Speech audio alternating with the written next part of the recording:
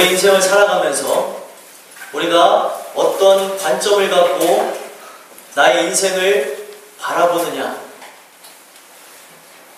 그것으로 인하여서 우리의 삶은 행복한 삶이 되기도 하고 불행한 삶이 될 수도 있습니다.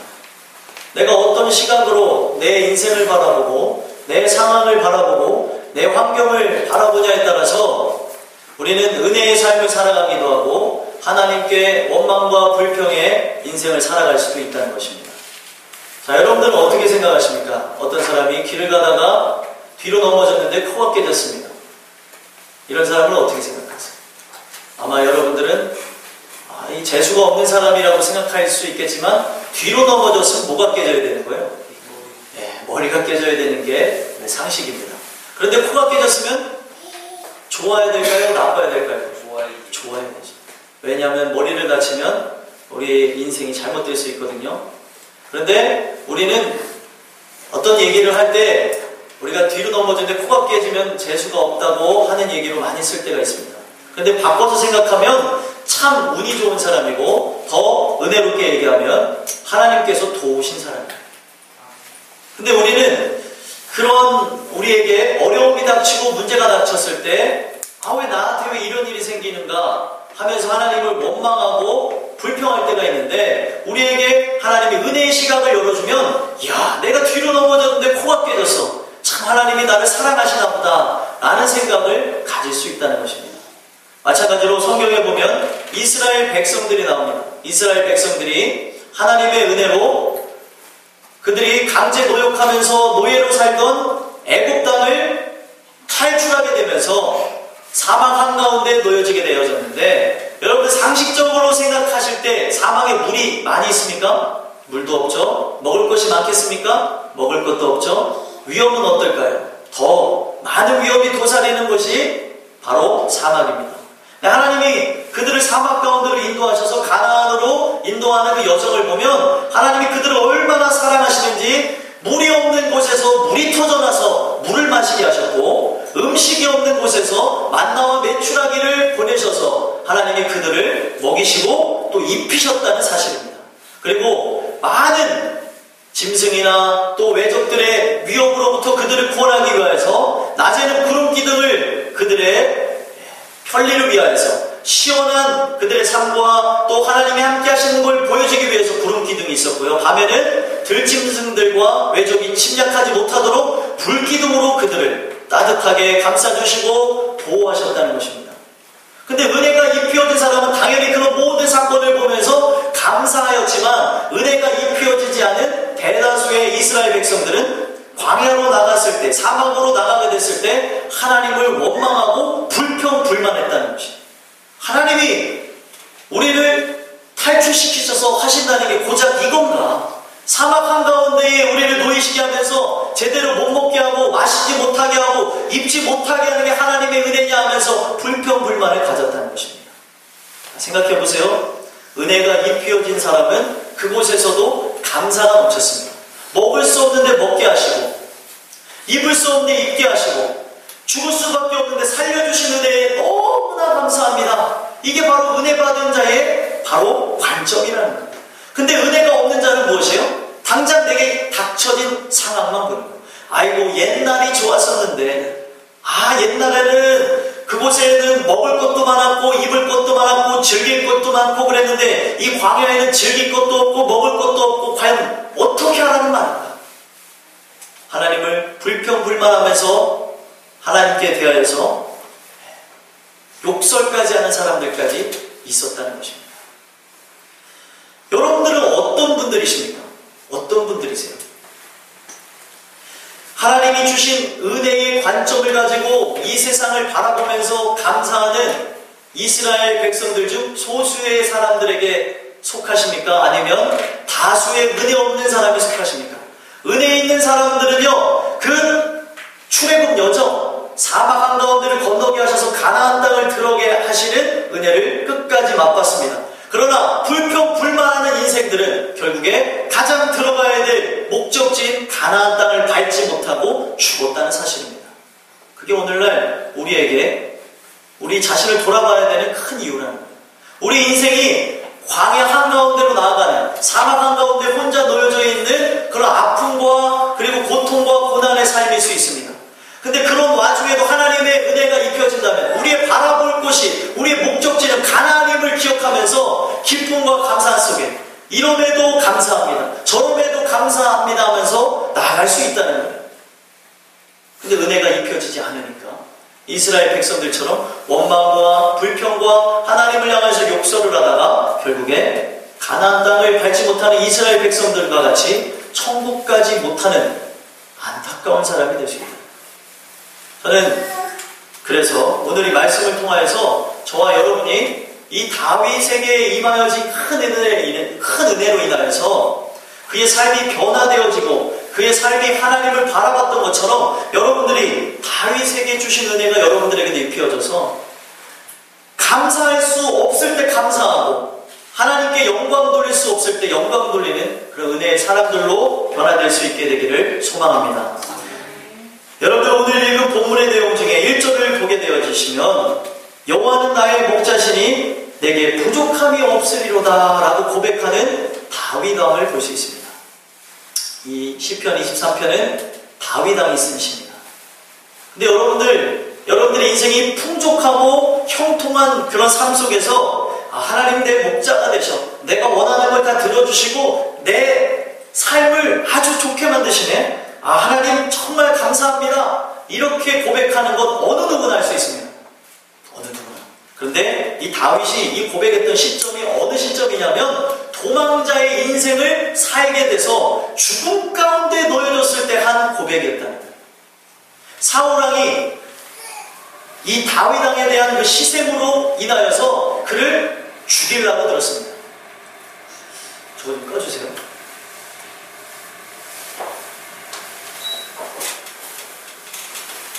암만 봐도 이 다윗왕을 보니까 사울왕의 눈으로는 자기의 대권을 흔들 사람이라는 걸 알게 됐다는 거예요. 모든 국민이 골리앗을 죽이는 다윗을 보면서 야, 사울은 천천히나 다윗은 만만이로다 하는 그런 막 노래를 부르면서 다윗을 칭송하는 걸 보면서 이 사울왕 마음속에 그를 죽여야겠다는 생각이 들어갔다는 거예요. 그래서 이 다윗이 그 죽여야 된다는 생각을 알고 도피 생활을 하기 시작하는데 그 도피 생활을 하러 나간 곳이 어디냐면 사막 한가운데로 도망을 갔다는 거예요. 제가 아까도 말씀드렸지만 사막은요, 낮에는 굉장히 뜨겁고요, 밤에는 굉장히 춥습니다. 그리고 먹을 것도 없고 입을 것도 없고 밤에는 들짐승들이 날뛰면서 있는 곳이, 온갖 어려움과 위험이 도사리는 곳이 바로 사막이라는 거예요. 그런데 그가 사막 가운데서 얼마나 인생을 살았냐? 10년 동안이나 살았다는 거예요. 10년 동안. 하나님이 그에게 은혜를 부으셨다고 그러고 하나님이 그를 기름 부어 세우셨다고 해서 그의 인생이 잘 풀릴 줄 알았는데 자기 인생이 잘 풀리기는커녕 하나님이 그를 연단의 과정인, 시련의 과정인 광야로 내모르셨다는 거예요. 여러분들이 하나님을 믿기 시작했는데 어려움이 닥친다면 여러분들 어떻게 하시겠습니까? 에이, 예수 믿어봤더니 별 볼 일 없다더라 하면서 떠나갈 사람들 몇 분 계세요? 아니라고 표정을 주시는데 몇 분들 계십니다. 누군지는 본인들이 잘 아실 거예요. 제가 잘 아는 분입니다. 잘 아는 목사님의 교인분이신데 20년 동안 흔들림 없이 교회 다녔는데 20년 만에 딱 결론을 내렸대요. 하나님을 믿었는데 내가 20년 동안 믿어보니까 깨달은 결론이 있습니다, 목사님. 그랬다는 거예요. 어떤 교인이 찾아와서. 예, 뭡니까? 그 전까지 그분은 11조도 잘하고 신앙생활도 제일 열심히 했대요. 새벽 기도도 하고 모든 걸 충성했던 사람이 20년 만에 깨달음 얻었다고 하면서 목사님 앞에 찾아와서 하는 말이 뭔지 아십니까? 제가 20년 동안 예수님을 믿어보니까 별 볼 일이 없습니다. 저는 다른 종교로 가겠습니다. 그럼 갔다는 거예요. 하나님이 그런 분이세요? 왜 그러냐고 물어봤대요. 너무 목사님이 당황을 해서 왜 그러냐 그랬더니 내가 하나님 앞에 기도를 했는데 자기 인생이 잘 되게 해달라고 해서 로또를 맞게 해달라고 해서 로또도 안 맞게 해달라고 하고 사업이 잘 되려고 해서 사업도 잘 되게 했는데 사업도 안 맞게 하고 자녀가 잘 되게 했는데 자녀도 잘 안 되고 공부도 못하고 이놈 자식 맨날 속만 새긴다는 거예요. 이런 하나님 나는 안 믿는다고. 목사님 답답했어요. 하나님은 그런 분이 아니에요. 어찌됐든 제가 느낀 하나님은 이런 분입니다. 가겠습니다. 그날부터 교회 안 나오더래요. 이게 바로 우리의 현실이라는. 하나님을 왜 우리는 그렇게 생각합니까? 우리의 삶 속에 내가 원하는 것을 하는 분이 하나님이 아니십니다. 하나님은 우리를 구원하시는 분이 하나님이세요. 믿으십니까? 여러분들에게 어려움과 환난이 여러분들에게 닥쳐올지라도 그것을 통해서 여러분들을 만드시고 변화시키는 분이 하나님이라는 거예요.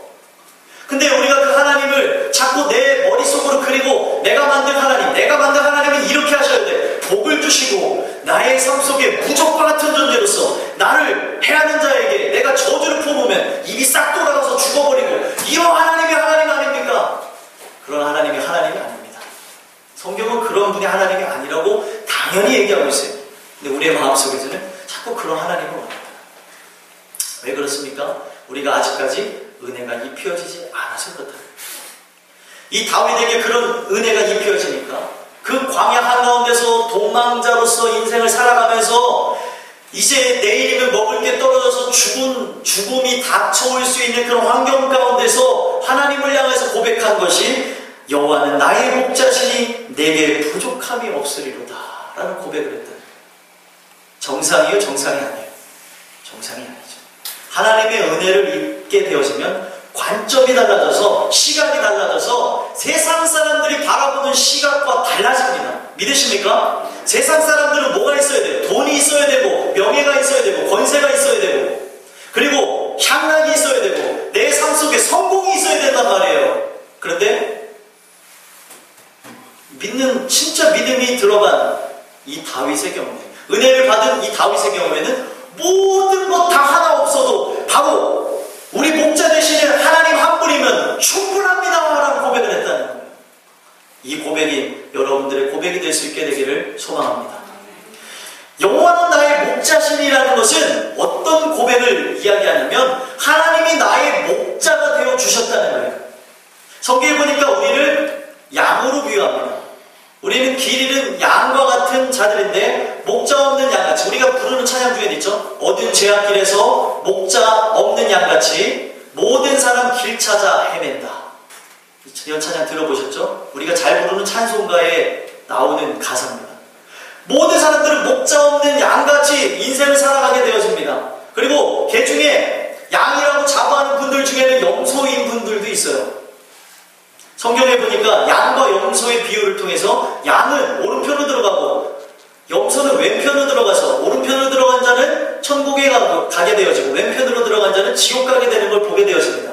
많은 분들이요, 교회 안에 자기가 있다는 그것으로 인하여서 나는 염소가 아니고 양일 거라고 생각하는데, 여러분들과 제가 오늘 이 다윗에게 임한 그 은혜가 없어서 이 세상을 바라보면서 세상 사람들이 바라보는 시각과 동일하게 살아가고 있다면 내가 혹시 염소는 아닌지, 아직 은혜가 입혀지지 않은 사람은 아닌지 돌아다볼 필요가 있다는 것입니다.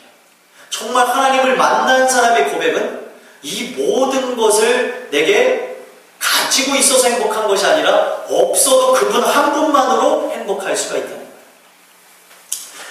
여러분들, 양으로서 자기 자신을 비유하는 다윗을 여러분들이 지금 보고 계시는데요. 양이요, 어떤 존재인 줄 아십니까? 양은요, 2m 앞을 볼 수가 없는 존재가 양입니다. 제가 뉴질랜드에서 양을 직접 봤는데 양처럼 멍청한 동물이 없더라고요. 멍청하려고 멍청한 것이 아니라 눈에 뵈는 게 없고 들리지가 않아서 멍청하다. 그래서 양을 보고 있는데요, 양이 막 많아요. 뉴질랜드 막 돌아다녀요. 어떤 공원에 가면 양들이 그냥 공원에 사람보다 양이 더 많을 때가 있어요. 그럼 저 양들이 뭐 하나 봤더니 눈에 뵈는 게 없어서 다니다가 나뭇가지에도 부딪히고, 어떤 애들은 막 그런 절벽 같은 데서 떨어져가지고 하고 떨어지더라고요. 왜 저러는가 하고 제가 나중에 검색해서 보니까 눈이 안 보인다는 거예요. 그래서 제가 그때 독특한 현상을 봤는데, 양들이요, 그렇게 놀고 먹는 상황 가운데서도 뭐에 주시를 하냐면 목자에게 주시라고 했더라고요. 왜 목자를 주시할까요? 자기가 풀을 뜯어 먹는 중에도 계속 불안해하면서 뭘 찾냐면 목자를 찾아요. 왜 찾을까요? 눈에 보이는 게 없고 들려지는 게 없다 보니까 목자를 의지할 수밖에 없다는 거예요. 여러분들이 이 말씀을 통하여서 목자 대신 하나님을 만나기 원하신다면 여러분들이 철저하게 양이라는 사실을 기억하셨으면 좋겠습니다. 양은 목자가 필요해요. 목자 없이는 살 수가 없습니다. 제가 말씀드렸죠? 눈에 보이는 게 없어서 잘못된 막 길을 가다가 절벽에 떨어 죽는 게 양이고요. 짐승이 찾아오는 것도 눈에 잘 보이지 않아서 도망가지 못해서 죽는 게 양이고요. 한 가지 말씀 안 드렸네요. 후각도 발달하지 않았대요. 짐승이 오면은 개 같은 경우에는 말이 좀 그러네요. 강아지 같은 경우에는 후각이 발달해서 도둑이 찾아와도 알고요. 주인이 와도 알고요. 어떤 사나운 짐승이 온 것도 압니다. 근데 양은요, 냄새도 못 맡는데요. 그래서 양이 늘 주시하는 게 뭐예요? 목자라는 거예요. 목자. 여러분들이 하나님의 은혜 가운데 여러분들이 변화되어질 것은 내가 양이라는 깨달음이 오게 되기를 소망합니다. 그럴 때 하나님이 여러분들의 목자가 되어주시는 거예요. 내가 양인 것도 모르고 살아가는데, 내가 부족한 게 많은데 부족한 거를 모르고 살아가고 있다면 하나님께서는 여러분들의 목자 되기를 원하지 않으신다는 거예요. 하나님이 내 목자가 되어주실 때만이 부족함이 없는 거예요. 왜요? 그 하나님이 나를 다 책임져 주실 거기 때문에, 나를 올바른 곳으로 인도하실 것이기 때문에, 내가 지금 처해져 있는 이 환경이, 이 상황이 사막한 가운데 놓여져 있을지라도 하나님이 내 목자가 되어주셨기 때문에 하나님은 나를 버리지도 아니하시고 떠나지도 아니하실 것이고, 하실 수가 없는 하나님을 나는 하나님께서는 나를 나쁜 길로 인도할 일이 없기 때문에 그분만이 내 삶의 구주가 되신다는 고백이 나올 수밖에 없다는 거예요. 믿으십니까? 여러분들이 시각이 뭘 바라보고 있습니까? 진정 목자 되시는 하나님만 바라보게 되는 놀라운 고백이 여러분들의 고백이 될 수 있게 되기를 예수 그리스도의 만들 소망합니다. 이어서 2절 말씀에 보면은 그가 나를 푸른 풀밭에 누이시며 쉴만한 물가로 인도하시는 도다 라는 고백을 했습니다. 제가 다시 한번 말씀드리지만 다윗이 어디에 있었다고요? 사막에 있었습니다. 사막 한가운데에서 풀을 기대할 수 있습니까? 사막 한가운데에서 물을 기대할 수 있습니까? 물을 기대할 수 없는 그런 상황과 그리고 환경과 그런 자기의 지금 고통 속에 갇혀있는 거예요. 그런데 그는 나의 목자 되시는 하나님께서 나를 풀밭과 쉴만한 물가로 인도하신다라는 고백을 했다. 이 고백은 뭐냐면 이 고통 많은 이 세상과 그리고 어려움 많은 이 세상에서 떠나서 푸른 풀밭 맑은 시냇 물가가 있는 천국으로 인도하시는 하나님을 믿습니다라는 고백이랍니다. 믿으십니까? 여러분들에게 이런 고백이 있으십니까? 내 삶을 자꾸 들여다보니까 한탄만 나오고 그리고 우울해지고 답답해지고 그리고 공격적인 성향을 띠고 세상을 향해 분노가 커지고 세상의 부자들을 보면은 여러분들 부자를 보면서 부러워할 필요가 없습니다. 여러분들은 더 위대하신 하나님의 자녀들 아닙니까? 그것을 보면서 감사할 수 있어야 되는데 자꾸 우리가 바라보는 게 뭐예요? 목자를 바라보지 아니하고 내 상황과 환경을 들여다보니까 문제가 생겨난다. 다윗이 사막 한가운데 놓여지게 되므로 그 어려움으로 인해서 그가 진짜로 보게 되어진 게 무엇이냐면 그 어려움과 그리고 고통으로 인해서 그가 천국을 바라보게 되어졌다는 거예요. 저 하늘을 들여다보게 되어졌다는 거예요. 저번 주에도 제가 박진영 가수에 대해서 이야기하면서 말씀을 드렸는데 하나님의 강권하신 은혜가 입혀지면 그 환경 가운데 구원받은 사람들, 은혜가 입혀진 사람들은 그 환경과 그 상황으로 인해서 기도를 안 하고 하나님을 떠나가고 원망하는 것이 아니라 은혜가 입혀진 자는 그 어려움과 고통을 잊기 위해서 하나님을 더 바라보고 천국의 소망을 갖게 되어진다는 거예요. 이 땅에서 기대할 것이 없으니까 천국의 기대를 하는 놀라운 역사가 일어난다는 거예요. 근데 오늘날 많은 사람들이 천국에 대한 기대가 있냐는 거예요. 이 땅에서 더 몸부림쳐서 살아남으려고 그러고 먹으려고 그러고 우리는 입으려고 그러고 하나님의 영광을 위해서 살아가라고 분명 이야기하고 있는데 너희들은 먹든지 마시든지 입든지 무엇을 하든지 다 하나님의 영광을 위해서 하라라고 얘기하고 있는데 나의 삶은 뭐예요? 하나님의 영광을 위해서 하기보다 내 영광과 내 삶의 안락함을 위해서 내 모든 걸 투자했다는 거예요. 그러니까 행복하지 않아요. 무엇을 투자하고 무엇을 바라보고 무엇을 내가 신경 쓰고 나아가냐가 여러분들의 인생을 변화시키고 여러분들의 삶에 은혜가 넘쳐나고 행복감이 넘쳐나는 인생이 될 수 있는 것입니다. 소망하기는요, 이 다윗이 목자 되신 우리 하나님 예수 그리스도를 바라보게 되는 그것으로 천국의 소망을 갖게 되어졌던 것처럼 여러분들의 삶이 어려우십니까? 문제가 있습니까? 고통이 있습니까? 정말 견디기 힘든 여러분들만의 고충이 있으십니까? 그것으로 인하여서 원망과 불평과 그리고 답답함, 내 인생 어찌할까 하면서 여러분들 우울함에 빠지기보다 그것으로 인하여서 하나님을 붙잡게 되는 놀라운 은혜가 입혀지시길 소망합니다. 이게 바로 은혜 받은 자의 삶이에요. 이어서 3절 말씀을 제가 말씀을 드리면, 내 영혼을 소생시키시고 자기 이름을 위하여 의의 길로 인도하시는구나 라고 얘기하고 있습니다. 내 영혼을 소생시킨다는 건 뭐냐면, 내 영혼은요, 여러분들의 영혼은요, 멸망받는 곳으로 나가 죽게 되어지는 그런 삶으로 정해져 있습니다. 내 영혼 자체가 부패하여서 하나님의 뜻을 거스리게끔 만들어져 있는 게 우리의 인생이라는 거예요. 이해가 되십니까? 우리가 창세기 3장에 보면은 하나님의 그 명령을 어기고 금단의 열매, 선악을 알게 하는 나무를 따먹게 되는 사건을 통하여서 아담이 범죄하고 하와가 범죄하게 되는 그것으로 그의 후손들, 우리는 아담과 하와의 후손이거든요. 부패한 본성, 부패한 영혼을 갖고 태어나게 되어져 있습니다. 그래서 그 부패한 영혼은 결국에 우리를 멸망의 길로 나가게 되어지고요, 하나님의 뜻과 거슬러서 나가게 만들어버린다는 거예요. 근데 이 말씀을 보니까 영혼을 소생시킨다는 게 뭐냐면, 우리는 양과 같아서라는 말씀이 있습니다. 이사야 말씀에 보면 양과 같아서 각기 제 갈 길로 흩어지는 것이 우리의 인간의 본연의 모습이래요. 자기 뜻을 가지고 하나님의 뜻이 아닌 자기만의 생각을 갖고 내가 이것을 해야지 저것을 해야지 모든 걸 계획해서 나가는 게 인간의 모습이라는 거예요. 그런데 내 영혼을 소생시킨다는 건 뭐냐면, 나의 부패된 그 본성이 하나님의 은혜로 회복되어져서, 망가진 나의 영혼이 회복되어져서 하나님을 바라보게 되어지고, 내가 따라가는 것이 세상이 아니라 바로 하나님을 따라가게 하여 주신다는 거예요. 믿으십니까? 이게 바로 내 영혼을 소생시키는 거예요. 우리는 각기 다 양 같아서 제 갈 길로 가는 거예요. 눈에 보여지는 것도 없고 들려지는 것도 없고 코로 맡아지는 것도 없기 때문에 목자가 없어서 내 멋대로 가는 그런 인생인데, 하나님의 은혜가 입혀지면 영혼이 소생시켜져서 의의 길로 인도하시는 하나님을 따라서 가게 되어진다는 거예요. 믿으십니까? 이런 은혜가 여러분들에게 입혀질 수 있게 되기를 소망합니다. 이 말씀이 여러분들에게 정말 중요하게 전달되어지는데 별 관심이 없는 분들이 있는 분들이 제가 눈에 보입니다. 관심을 가지세요. 여러분들 이 땅에서의 여러분들 유일한 관심은 예수 그리스도가 되어져요. 돈이 아닙니다. 명예가 아닙니다. 권세가 아닙니다. 우리 인생의 성공이 아니에요. 모든 걸 다 잃었다, 모든 걸 다 가졌다 한들 여러분들이 목숨을 잃어버리면 아무 소용이 없는 것처럼 예수님께서 그랬습니다. 천하를 얻고도 너희가 목숨을 잃어버리면 다 잃어버린 것 같이, 우리 인생 속에 모든 걸 다 가졌다 해도 예수 그리스도를 내 마음속에 소유하고 모시지 못했다면 모든 것을 잃어버린 자라. 주님께서 하신 말씀입니다. 여러분들이 이 말씀을 통하여서 여러분들의 영혼을 소생시키시고 자기 이름을 위하여 의의 길로 인도하시는 하나님을 믿게 되는 놀라운 역사가 있게 되길 소망합니다. 성경에 보면 하나님의 이름이 굉장히 많이 나옵니다.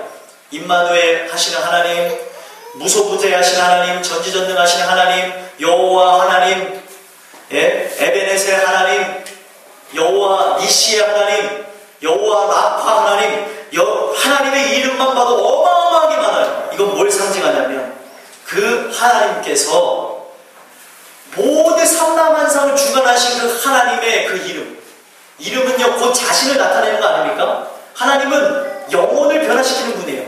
우리가 아무리 변화하려고 해도 변화할 수 없는 게 우리의 영혼인데, 하나님께서 여러분들의 영혼을 변화시키는 그런 이름을 이 다윗이 믿는다라는 고백이에요. 그 이름의 그 역사를 통하여서라든지 하나님께서 내 삶을 변화시킬 거라는 다윗의 고백이 있었다. 하나님의 이름이 굉장히 많습니다. 그 이름의 뜻대로 여러분들의 삶 속에 다 이루어져서 여러분들이 멸망받는 인생이 아니라 하나님의 이름을 믿게 되는 자는 내 삶 속에 하나님을 떠나가지도 않고 또 하나님을 버리지도 아니하고 그분을 쫓아서 구원하는 놀라운 역사가 일어나게 될 줄 믿습니다. 이어서 4절을 보겠습니다. 4절에 보니까 내가 사망의 음침한 골짜기로 다닐지라도 해를 두려워하지 않을 것은 주께서 나와 함께 하시니라. 여기서 가장 중요한 말씀이 이제 선포가 될 겁니다. 여러분들 길거리 가면서 아이들하고 아빠하고 엄마랑 함께 걸어가는 걸 보신 적 있으십니까? 보신 적 있으시죠? 근데 그 길거리 걸어갈 때 아이들이 행길가에 이렇게 행길가 쪽으로 걷고 있나요? 아니면 부모가 행길가 쪽으로 걷고 있나요? 부모가 길가 쪽으로 걷고 있죠. 네. 왜 그러죠? 갑자기 돌아오셨어요. 주무시다가. 하여튼. 맞아요. 보호하려고 그러죠. 그럼 잘 보세요. 사망의 음침한 골짜기를 다닐지라도 해를 두려워하지 않을 것은 주께서 나와 함께 하심이라 라고 얘기하고 있어요. 그 말씀을 묵상하는 중에 하나님 깨달음을 주십니다. 그러면 목자 대신 우리 예수 그리스도가 여러분들을 이끌고 가는데, 여러분들 양이에요. 양은 사람이 비유한 거예요. 보이지도 않고 들리지도 않고 냄새도 못 맡는 양을 음침한 골짜기를 걸어가고 있어요. 절벽을 걸어가고 있는데 양을 어디다가 뒀을까요? 목자 대신 예수님이 양을 어디다 두고 걸어갈 것 같아요? 절벽이요? 여러분들 가다 떨어져 죽어라고 여기다가 놓을까요? 눈에 뵈는 것도 없는 존재들인데 어디다 뒀을까요? 바로 안전한 곳에 바로 양들이 걸어갈 수 있게 만들으셨다. 그 음침한 골짜기 누가 걸어가는 거예요? 예수님이 걸어가는 거예요. 이해가 되십니까? 여러분들 이게 여러분들 마음속에 팍 와닿으셔야 돼요. 야, 우리 인생 속에 내가 고난과 고통 속에 살아가는 것 같아도 정말 오늘 나를 보면서 한탄해하시고 가슴 아파하시고 이 고난과 함께 하시는 분은 바로 예수님이시구나.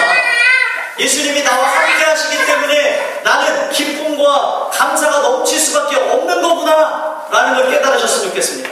근데 여러분들 이걸 머리로는 지금 받아들이고 계세요. 가슴으로 받아들이지 못하고 있죠. 왜 그렇습니까? 여러분들이 양의 눈으로 바라봤으면 좋겠어요. 사람이 아니에요. 양으로 여러분들 치부해 보시길 바랍니다. 양의 눈으로 바라봤을 때 양은 제가 아까도 말씀드렸죠. 뭐만 바라보죠? 목자만 바라봅니다. 근데 양이 뭐를 바라볼 때 두려움이 임할까요? 우리가 양인데 뭐를 들여다볼 때 두려움이 임할 것 같아요? 힌트입니다. 힌트. 지금 음침한 골짜기를 걸어가고 있어요. 양이 바라봐야 되는 거는 바로 목자 대신 우리 예수님인데 뭘 들여다봐요? 절벽을 들여다봅니다. 음침한 골짜기를 들여다봅니다. 이거는 뭘 상징하냐면 여러분들의 인생과 저의 인생을 의미하는 겁니다. 내가 목자 대신 예수 그리스도를 바라보고 나간다면 내 삶이 지금 절벽 가운데를 걷는 것 같고 불 가운데를 걷는 것 같고 물 가운데로 지나가는 것 같다 할지라도 내가 주님을 바라보고 있으면 여러분들의 삶 속에 감사와 기쁨이 넘치게 됩니다. 믿으십니까? 왜요? 목자 대신 바로 우리 예수 그리스도가 우리를 안전한 길로 인도하실 것을 나는 믿기에 감사하다는 거예요. 근데 그것을 우리 목자 대신 우리 예수님을 바라본다면 우리의 삶 속에 많은 행복감 속에 살아갈 수 있지만 우리가 지금 뭘 바라봐요? 음침한 골짜기를 바라보고 내게 처해져 있는 문제의 상황, 어려움의 상황, 고통의 상황, 고난의 상황, 아픔의 상황, 답답한 나의 인생, 그리고 답이 없는 우리의 미래. 와, 이걸 바라보니까 어떨까요? 우울증에 걸릴 수밖에 없는 거예요. 진짜입니다. 여러분들이요, 여러분들 인생을 신랄하게 비판하면서 보시면 우리는 우울해질 수밖에 없습니다. 그런데 은혜가 입혀진 다윗을 양으로 비유해서 지금 자기 자신을 지금 시로 만든 거 아닙니까? 양이었던 이 다윗은 뭘 바라보고 있다는 건데?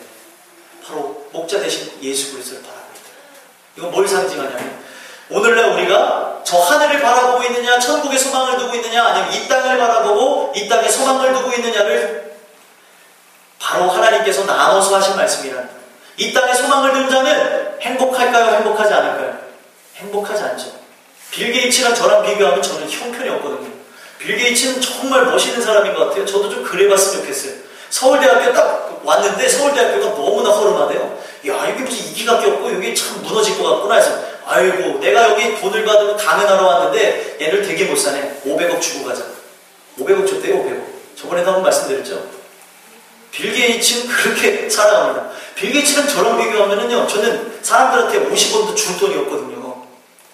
3, 4만 원도 줄 돈이 없어서 지금 고난을 받고 있는데, 제가 그걸 보면서 이 땅에 소망을 두면은 우리는 정말 불행해질 수밖에 없습니다. 자꾸 비교하게 되어지거든요. 내 상황을 바라보니까 왜 저 사람은 좋은 상황인데 왜 나는 왜 어려울까? 아니, 와, 내가 이제 팀장이 돼서 열심히 하려고 했는데, 야, 이거 어떤 놈이 자물쇠를 훔쳐갔네? 야, 이 자물쇠만 훔쳐간 게 아니라 성경책도 훔쳐갔네? 이거 뭐야, 이게? 와, 내가 오늘 열심히 기도했는데 왜 우리 가정에 이런 문제가 생겨나는 거야? 야, 이게 뭐야 이게? 여러분들, 우리가 자꾸 이 땅을 바라보고 나의 상황을 바라보면 불평불만은 나오게 되죠. 야, 어떤 남편은 이렇게 해준다는데, 야, 어떤 아내는 이렇게 해준다는데, 야, 내 아내는 원수네 원수. 내 남편은 아이고 왼수네 왼수. 오죽하면 할머니들이 할아버지들이 하는 프로그램 가운데서 저 남편을 뭐라 그래요? 네 글자로 뭐예요? 천생연분인데 평생 원수 이랬대잖아요. 평생 원수. 여러분들 옆에 계신 분이 여러분들 인생에 가장 소중한 분들이에요. 먼데 있는 분들이 아니에요. 근데 우리가 자꾸 이 땅을 바라보고 누구랑 비교하고 내 생활을 자꾸 들여다보고 하다 보니까 자꾸 우리의 삶이 바닥으로 떨어지게 되어진다. 그럴 수밖에 없습니다. 여러분들 부자가 더 행복할 것 같아요? 가난한 사람이 더 행복할 것 같아요? 예. 이 행복의 지수를 가지고 조사를 해봤더니 가난한 사람이 더 행복하대요. 이해가 안 되죠? 왜 부자가 더 불행할까? 알아봤더니 자기가 주식 투자했는데 망할까봐 막 두려움이 임하고요. 돈이 많으니까 더 힘들다는 거예요. 돈이 많아서. 이 돈을 더 불려야 되는데 더 불어나지 않아서. 여러분들 아예 없는 게 더 행복일 수 있어요. 이 없는 것으로도 주님을 바라볼 수 있다는 것 자체가 은혜일 수 있다는 겁니다. 근데 우리가 자꾸 음침한 골짜기를 보는, 어머나 내가 떨어져 죽는 거 아닌가? 아이고 내가 지금 어디로 가고 있는가? 어디로 가고 있건 우리를 인도하시는 분이 하나님인데 뭘 두려워하십니까? 뭘 걱정하십니까? 그분을 의지하고 바라보는 놀라운 은혜가 여러분들에게도 입혀지길 소망합니다. 그분만 바라보게 되어지면 아무 걱정이 없는 거예요. 어떤 환경이 찾아와도 바라보는 게 그 환경이 아니라 주님이신데 뭐가 문제가 되겠냐는 거예요. 오늘날 가장 큰 문제는 여러분들의 관점이 이 세상에 머물러 있다는 거예요. 이 세상에. 그래서 그 이 세상에 머물러 있다 보니까 어떨 때는 욱하는 마음에 그냥 확 죽어버릴까? 이런 생각이 임하기도 한다. 여러분들 교회에 중직들을 상대로 해서 설문조사를 했다고 합니다. 중직들, 집사님 이상분들이에요. 집사님 이상분들 중에 하나님을 만나고 나서 자살 충동을 가지신 분들 적으라고 그랬더니 100명이었으면 50%가 넘게 자살 충동을 느꼈대요. 이게 바로 우리의 신앙의 현실이라는 거예요. 물론 그런 마음이 여러분들이 갖는 게 아니고 사탄이 줘서 가질 수 있습니다. 가졌다 하더라도 물리쳐야죠. 들어올 수 있습니다. 물리쳐야죠. 그런데 50%였지만 더 문제는 뭐였냐면 아직까지도 자살하고 싶은 사람이 몇 프로나 되냐고. 50% 중에 몇 프로나 될 것 같아요. 반 이상이 자살 충동을 느꼈었는데 그 중에 더 절반이 한 25%는 아직까지도 죽고 싶대요. 이게 무슨 문제가 있는 거죠. 여러분들의 삶과 저의 삶을 이해합니다. 근데 은혜가 없으면 바로 우리 교회 중직이든 다른 교회 중직이든 어느 누구든지 이 생활이 지긋지긋해서 끊어버리고 싶은 게 우리의 삶이라는 거예요. 그래서 자칫 잘못하면 어느 누구나 한들 사단의 올무에 넘어질 수 있는 게 우리의 삶입니다. 은혜가 없는 자는 넘어질 수밖에 없다고 성경은 증언해주고 있다고 해요. 오늘날 우리가 무엇을 의지해야 되겠습니까? 무엇을 바라봐야 되냐? 감정이 잘 컨트롤되지 않는 시대를 우리가 살아가고 있습니다. 감정이 욱해서 아버지를 죽였다, 어머니를 죽였다, 자녀를 죽였다, 누구를 파묻었니, 어떻게 했니, 이런 시대에 우리가 살아가고 있다고요. 이런 시대 속에서 우리가 바라봐야 될 것은 바로 하나님밖에 없다는 사실을 잘 기억하셨으면 좋겠습니다. 이어서 말씀을 보면은 주의 지팡이와 막대기가 나를 안위하시나니. 주의 지팡이는 뭘 상징합니까? 하나님의 말씀을 상징합니다. 하나님의 말씀이 우리를 온전한 길로 인도하시는 채찍의 역할을 하여 주신다는 거예요. 목자의 지팡이는요, 잘못된 길을 걸어가는 양의 엉덩이를 칩니다. 엉덩이를 쳐서 온전한 길을 갈 수 있도록 그들을 인도한다. 우리 살아가는 삶 속에 하나님의 말씀이 여러분들의 마음을 치셔야 돼요. 은혜의 말씀으로 다가온다 하여도 또 그 말씀 속에서 나를 향하여서 치시는 하나님의 말씀이 들려줘야 되고, 이 말씀이 아이고 이거는 김집사 김권사 누구 장로 이게 들어야 되는 그런 내용이 아닙니다. 이 말씀은 바로 곧 여러분들 마음에 치시는 하나님의 지팡이라는 거예요. 믿으십니까? 그럴 때 은혜가 되는 거예요. 누구에게 주는 말씀이 아니라 내게 주는 말씀. 그럴 때 여러분들 말씀이 여러분들 머릿속에만 있으면 되는 게 아닙니다. 내 마음에 빵 하고 부딪혀야 변화가 일어나는 그런 놀라운 그 은혜의 말씀이 여러분들에게 있어질 수 있게 되길 소망합니다. 막대기가 나를 안위하신다는 건 뭐냐? 막대기는 공격해오는 짐승들을 막는 도구였다는 거예요. 여러분들 이 막대기하고 지팡이를 뭘 상징하냐면 하나님의 말씀을 상징합니다. 말씀이 여러분들의 삶을 이끌어 나갈 때 악한 영으로 인하여서 오늘 생각들도 막아낼 수 있으며 물리칠 수 있으며 이겨낼 수 있는 것입니다. 믿으십니까? 그들이 생각을 불어넣어줘요. 그 생각을 했다고 해서 여러분들이 잘못된 것은 아닙니다. 하지만 그 결과로 여러분들의 삶을 말할 수 있어야 돼요. 내 생각 속에 오늘 우울한데 그냥 내 감정 어떻게 표현할 것 없는데 술 한잔 걸칠까? 그냥 오늘 진탕 놀아볼까? 이거는요 어느 누구나 가질 수 있는 생각입니다. 저는 그렇다고 생각해요. 목사님도 가질 수 있는 생각, 전도사님들도 교회에 신앙의 연조가 깊으신 분들도 가질 수 있는 생각입니다. 그러나 거기서 믿음이 있는 사람과 없는 사람은, 믿음이 없는 사람은 그 생각대로 나가서 죄를 범하겠지만 믿음이 있는 사람은 그것을 물리치고 온전한 길을 걸어간다. 근데 온전한 길을 걸어가게 하게 만드는 것이 바로 막대기라는 거예요. 성경에, 신약 성경에 보니까 이거를 성령의 검으로 얘기하고 있습니다. 올 때 찔러버리는 거, 오지마! 하나님의 말씀으로 막아버리는 거라고요. 근데 오늘날 우리가 왜 자꾸 무너집니까? 하나님 말씀이 없어서 그런 거예요. 여러분들이 읽는 것도 중요하지만 여러분들이 읽으면서 기도하셔야 될 게 뭐냐면 부딪히게 해달라고 기도해 주세요.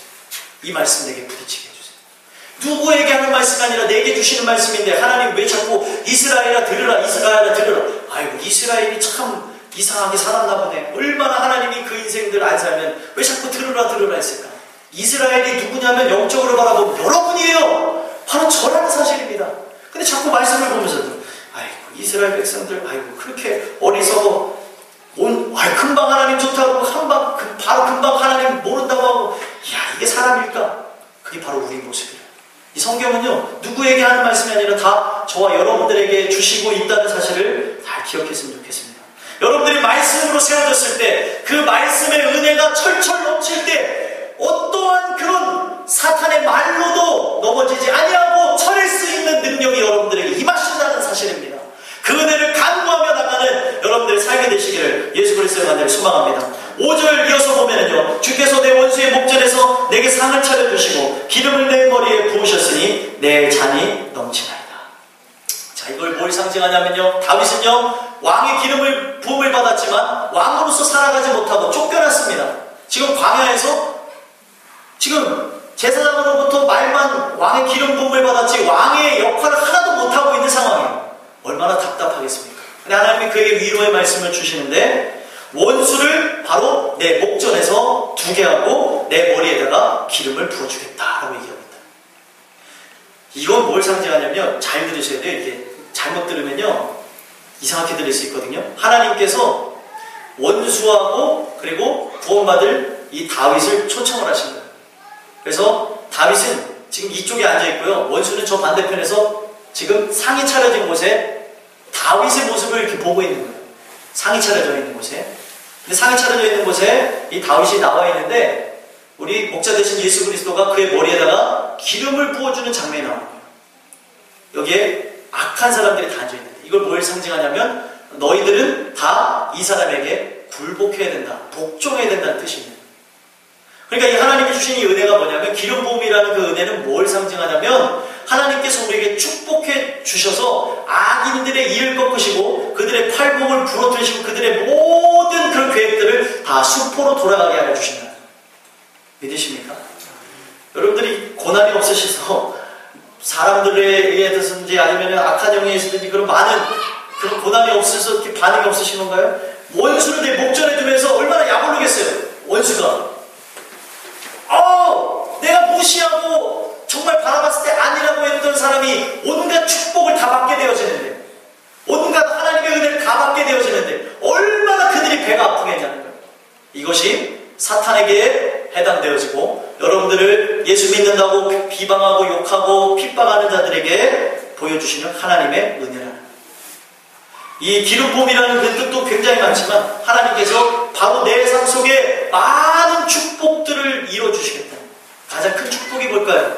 그 많은 악한 사람들은 다 지옥 가는 사람들이 되겠지만 하나님의 은혜를 강권적으로 받은 이 다윗은 그 기름 부음으로 인하여서 천국 가는 백성이 되게 하여 주신다라는 뜻이 있다. 가장 큰 축복이 뭘까요? 이 땅에서 물질의 복을 받는 게 가장 큰 축복이 아닙니다. 천국의 복을 받는 게 가장 큰 축복이에요. 여러분들이 자꾸 세상적인 축복을 간구하시기보다 저 하나님이 주시는 놀라운 그 은혜의 축복을 간구하며 나가시는 여러분들의 삶이 되시기를 소망합니다. 하나님이 마지막에 여러분들에게 다 보상해 주시겠다는 그것을 믿고 나아가는 여러분들의 삶이 되시기를 소망합니다. 끝으로 6절 말씀해 보니까 내 평생의 선하심과 인자하심이 반드시 나를 따르리니 내가 여호와의 집에 영원히 살리로다. 내 평생의 선하심과 인자하심, 하나님의 그 선하시고 인자하심이 반드시 나와 함께 갈 것이다. 나를 쫓을 것이다. 나를 따를 것이다 라고 얘기하고 있다. 그래서 결국에 어디로 인도한다는 거예요? 여호와의 집으로 인도할 것이다 라는 뜻입니다. 여러분들이 지금 처해져 있는 환경이 진흙탕 속 같은 환경 가운데 놓여져 있을지라도, 아픔 가운데 놓여져 있을지라도, 문제 가운데 놓여져 있을지라도, 여러분들이 가시밭길을 걸어가는 것 같은 여러분들의 인생일지라도, 또 사막한 가운데 혼자 놓여져 있는 것 같은 그런 아픔 속에 있는 여러분들의 인생이라 할지라도 하나님이 결국에는 선하심과 인자하심으로 여러분들을 이끄셔서 영원히 살 하나님의 집에 거하게 하여 주신다는 거예요. 믿으십니까? 이거는요, 우리의 소망의 주체가 바로 천국이 되어야 된다는 것을 상징하는 것입니다. 그것을 믿고 오늘도 천국의 소망을 두며 감사하며 살아갑니다. 근데 여러분들과 저의 삶 무엇을 바라보고 있습니까? 여러분들이 관점의 변화가 일어나지 않아서 오늘도 행복하지 아니하고 오늘도 불행한 것입니다. 저는 소망하기는요, 오늘 주시는 이 말씀을 통하여서 여러분들의 시각의 변화, 그 관점의 그 변화를 간구하고 기도하셔서 불평불만이 나오는 곳에서도 감사와 기쁨을 영광 돌릴 수 있는 여러분들의 인생들이 되시기를 예수 그리스도의 이름으로 간절히 소망합니다. 기도하겠습니다. 하나님, 오늘 이 시간에 은혜를 허락하셔서 관점의 변화